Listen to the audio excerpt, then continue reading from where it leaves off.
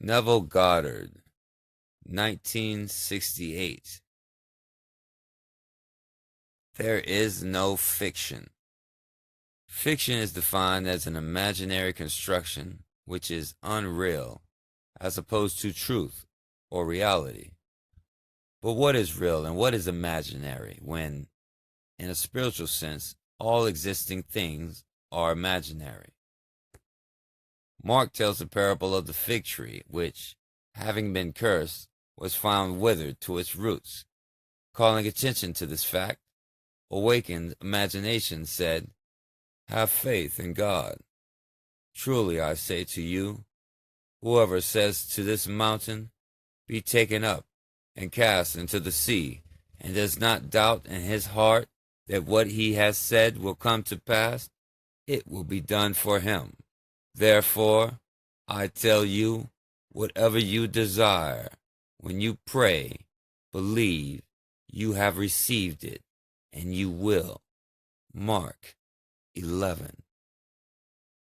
Here, in an imaginary act which has no support in fact, the tree was not withered at the time it was cursed, but when they returned the next day, the imaginal act had been executed. So you see, this law is not limited to being constructive only. It can be used for good, bad, or indifferent purposes, for there are no limitations placed on the possibilities of prayer.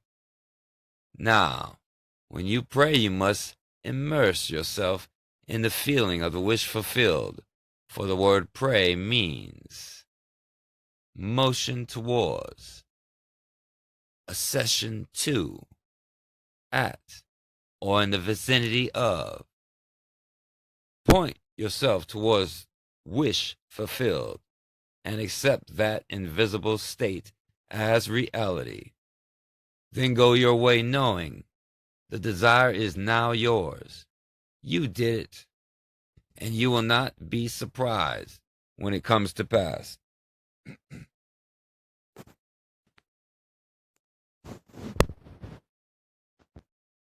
When you first practice this technique, you will be surprised when it happens. But when you learn how to completely accept the state assumed, you will know you do not have to do a thing to make it come to pass, as the assumption contains its own plan of fulfillment.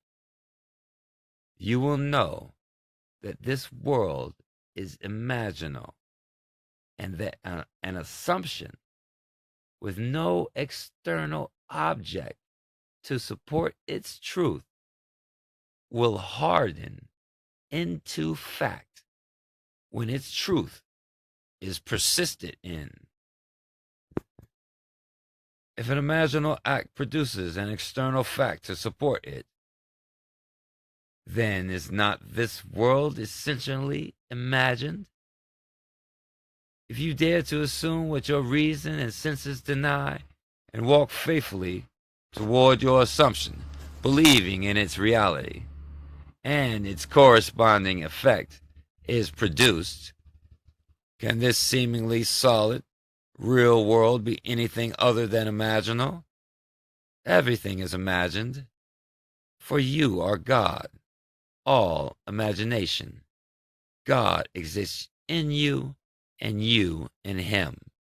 The world is all that you have imagined it to be, even though you cannot remember when or how you brought it into being. You cannot feed the mind violence and not expect violence in the world. Although networks will deny this, a friend at NBC TV studio told me that when it was official that Kennedy was dead, he received an order from New York that for the next 4 days, no violent films were to be shown. He said pandemonium took place in the studio. As they went through their files, trying to find enough non-violent film to cover 4 days.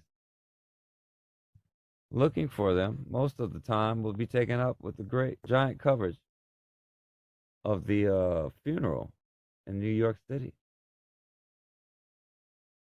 Lucky for them. One gentleman recently interviewed on television said that Senator Kennedy was always talking about being assassinated. That when the shots rang out, he instantly knew that Kennedy was dead. You cannot entertain thoughts of being assassinated without experiencing them. Who knows who, unseen by mortal eyes, was treading in the winepress, influencing that young man's mind? Do not allow anyone to act as an intermediary between you and your God, for he is within you.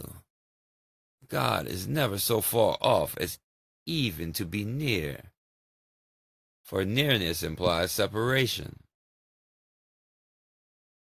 How can you be near God when he became aware of being you? The moment he bestowed his spirit upon you, he gave you his consciousness, that you may, by that consciousness, understand the gift you have been given. God gave me the gift of birth and fatherhood. Without the gift of his spirit, I could not have understood the gifts which have followed. How could I ever interpret the gift of belief or be awakened from my long sleep? If he who interprets all things had not first become me. When Pharaoh's butler and baker had dreams, they spoke to a slave, saying, "We had a dream." Joseph then replied, "Does not the interpretation belong to God? Tell me the dream." Now I ask you, is Joseph not claiming here that he is God?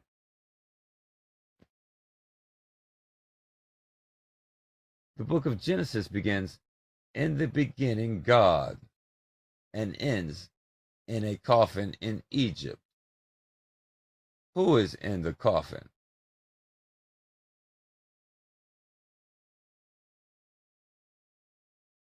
Joseph.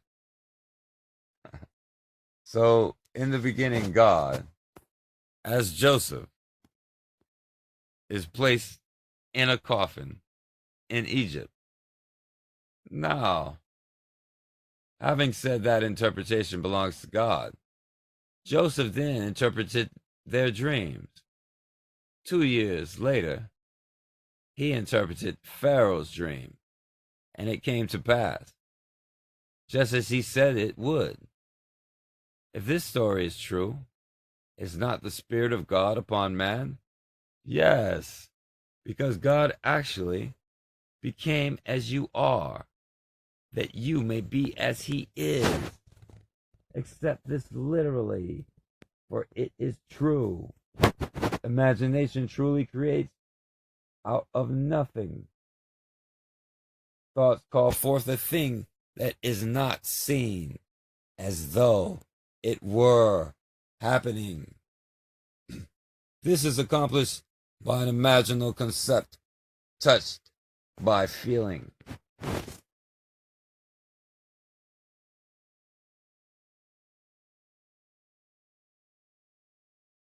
Hearing of the success of another and feeling their joy builds a structure which will project itself on the screen of space. Calling the projection reality, one may think it was created from the outside. But what happened had to happen as it did, for there are no accidents. Last night, Kennedy could have used other exits.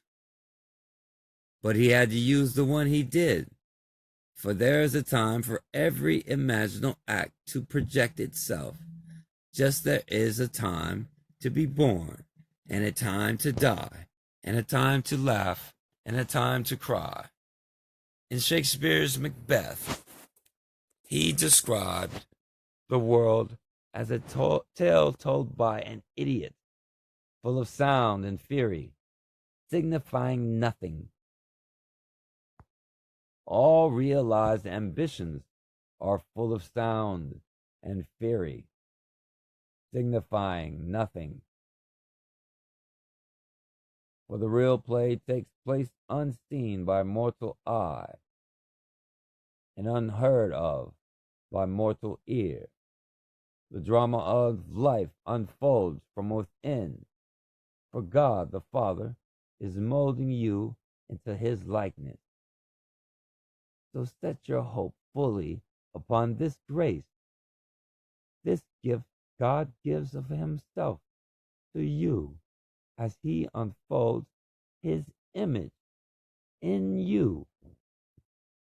All else is nothing more than sound and fury, meaning nothing.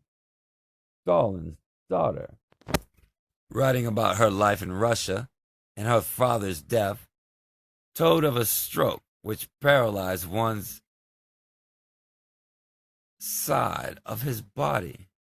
Although his eyes were open, she doubted he saw anyone in the room, yet the expression on his face was that of extreme hatred. One arm was extended as though cursing what he saw. No one will know what Stalin was seeing, for no one knows the thoughts of a man but the spirit of man which is in him. One can only speculate. Perhaps, in that flashing moment, he saw his dream of life crumble into ashes and cursed the vision. Now, in the eyes of millions, Stalin was considered a very wise man. Yet the Bible describes such a mind as a fool, saying, "The fool says in his heart, there is no God." Show me a man who believes there is no God, and although he may have many degrees and considered to be a very wise person, he is a fool of fools. The Bible does not imply that he is uneducated man is the fool. Only he who says in his heart there is no God. Stalin's world collapsed as the doors opened and he departed this little sphere. His world was real until that moment, and yet it was a world of fiction.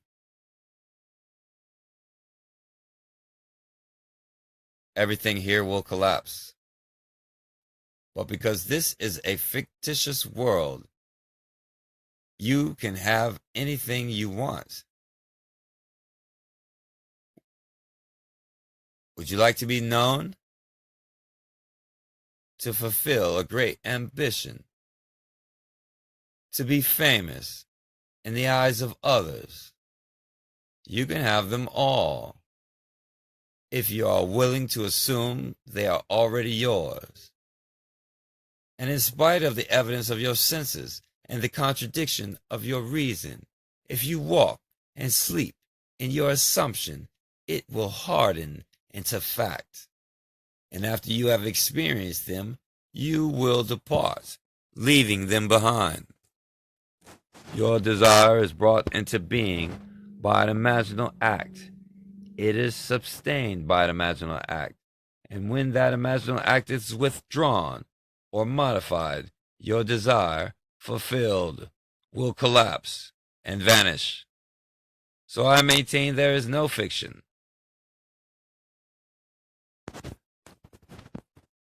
A friend sent me a copy of the June issue of Harper's Magazine, which tells of a trial of a captain in our Air Force. As a school project, this captain wrote an essay entitled Captain Del Norte Has Been Court-Martialed, in which he stated the place and the time it happened.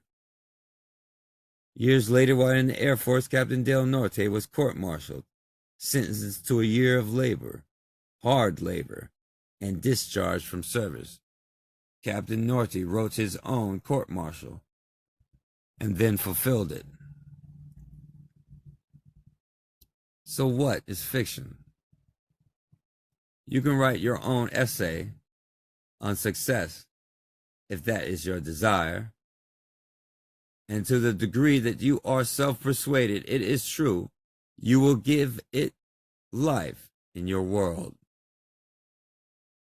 The secret is to imagine to the point of your self-persuasion. Can you believe what you are imagining? There are not two of you and imagination. You are not reshaping a piece of pottery when you imagine, but yourself.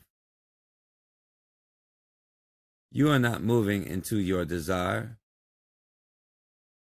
You are moving into your desire. If you persist until you see exactly what you want to see, fix your position with the glue of feeling and remain there, it will be reflected on the screen of space, just as your world is now reflected, the fixed state from which you are viewing it.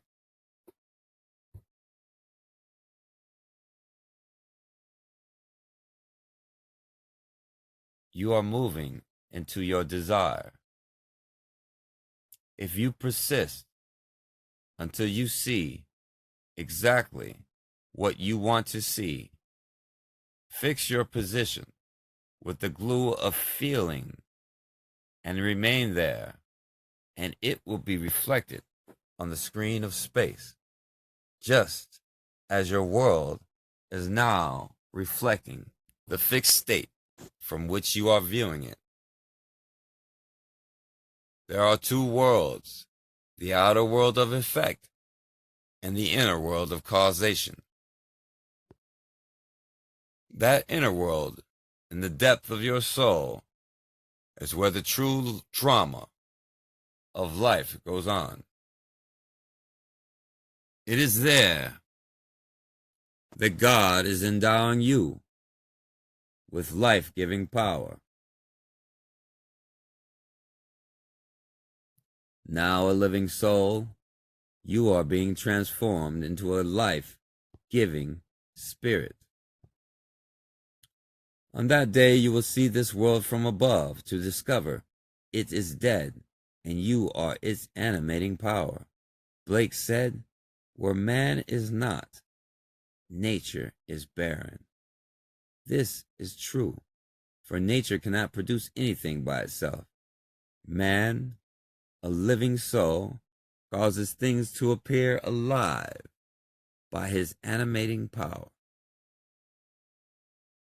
Although you are now animating all that you behold, you are destined to become a life-giving spirit, to fashion things in your own image, bring them forth, and endow them with the power to create life.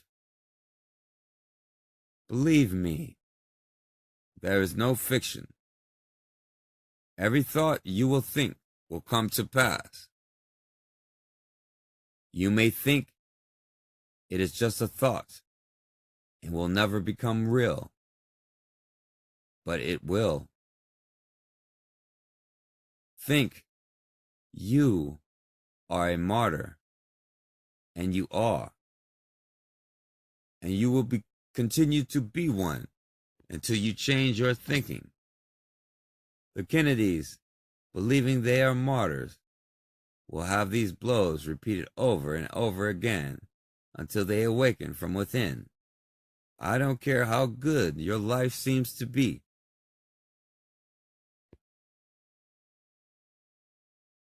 At that moment, it is a dream from which you must and will awaken. What do you love the most? Your husband, your wife, your child? It could even be some inanimate object that you treasure. Yet one day, you will have to tell it goodbye. Recently, a lady showed me an enormous diamond ring she was wearing, saying she had paid $75,000 for it.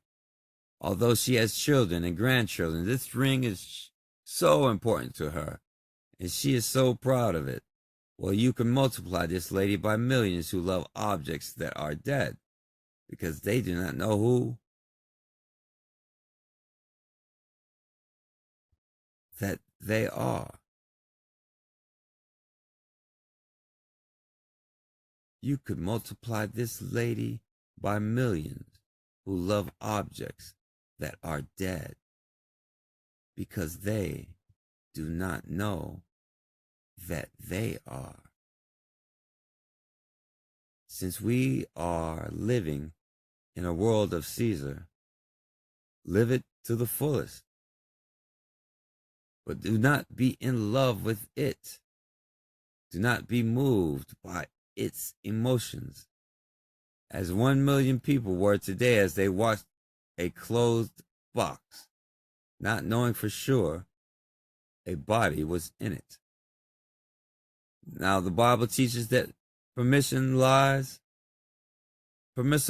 lies are allowed. An assumption not based upon a fact is a lie. Is it not?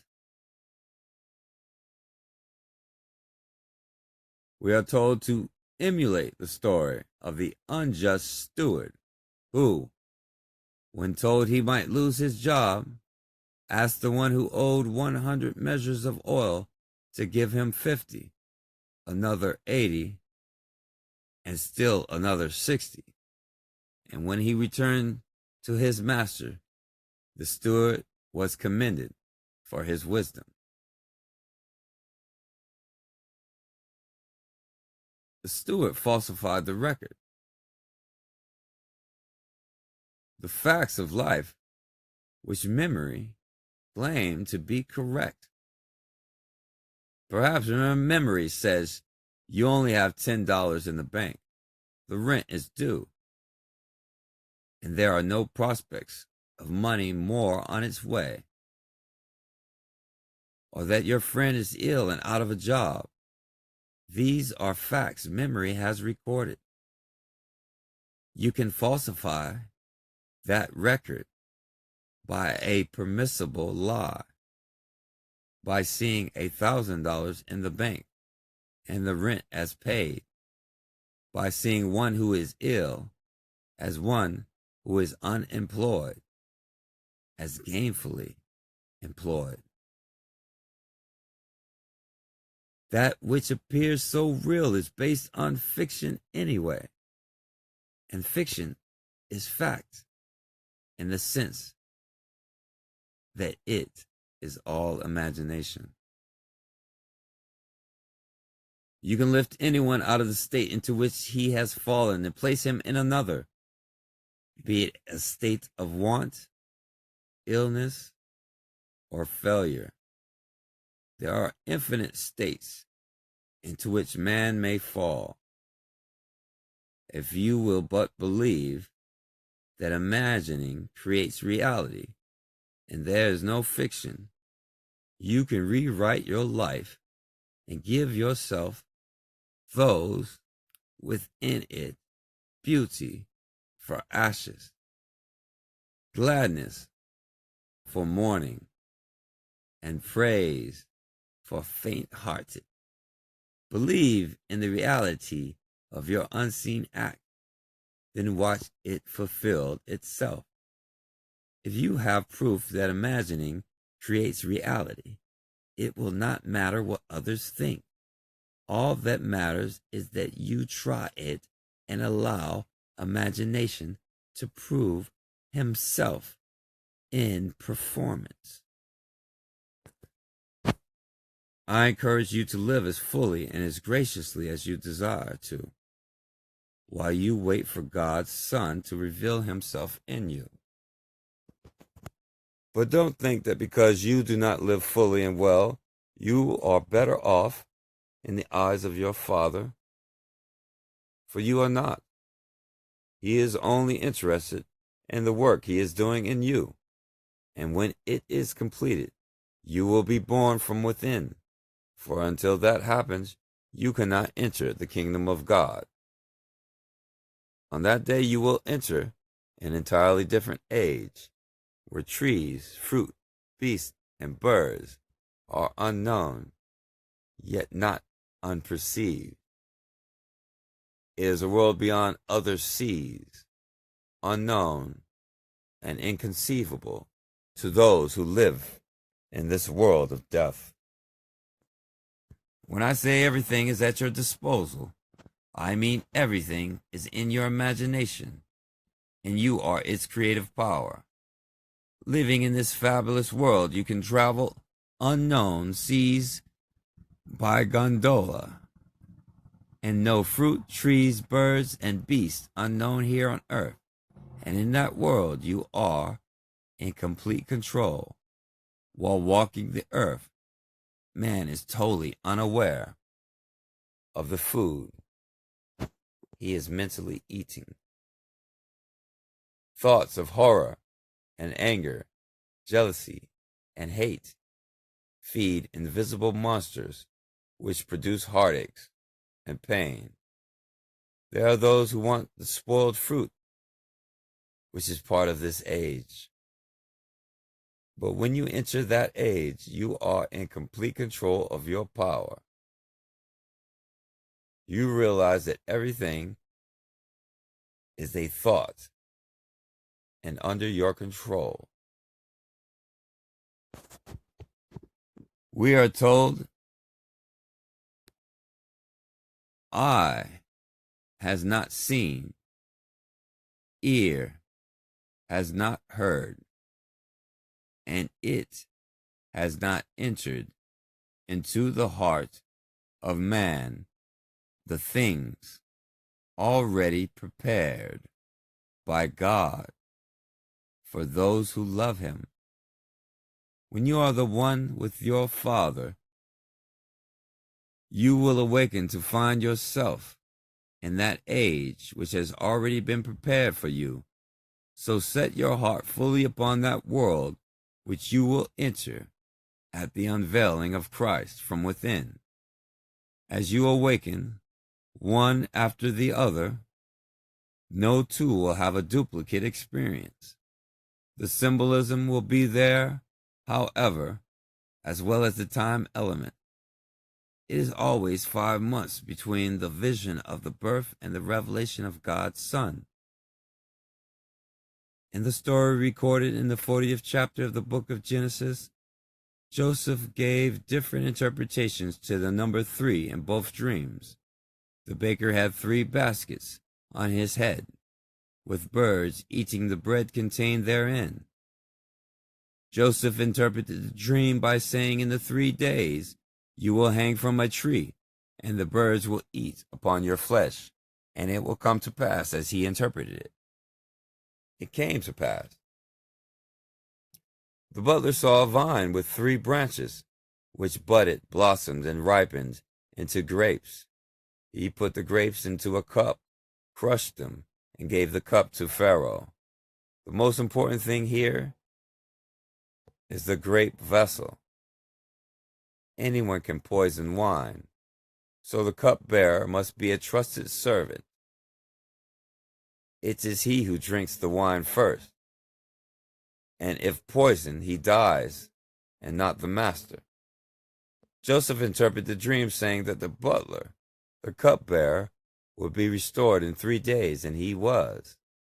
Now, if it takes the Spirit of God to interpret all dreams, and all dreams come from God, Is not he who interprets the dream the awakened man called Jesus Christ? Remember, regardless of what happened today or what the future looks like, there is no fiction. Imagination creates its own reality. You have the power to change your present and your future by writing a glorious tale about yourself and those you love. Make it a first person, present tense experience, or as something you have already accomplished, and then live in that state. For imagining does create reality. The stories I have spoken of come from the 11th chapter of the book of Mark. This entire chapter supports my theory. I urge you to have faith in God. He is not on the outside. He is not even near, because God actually becomes you. You will know you are He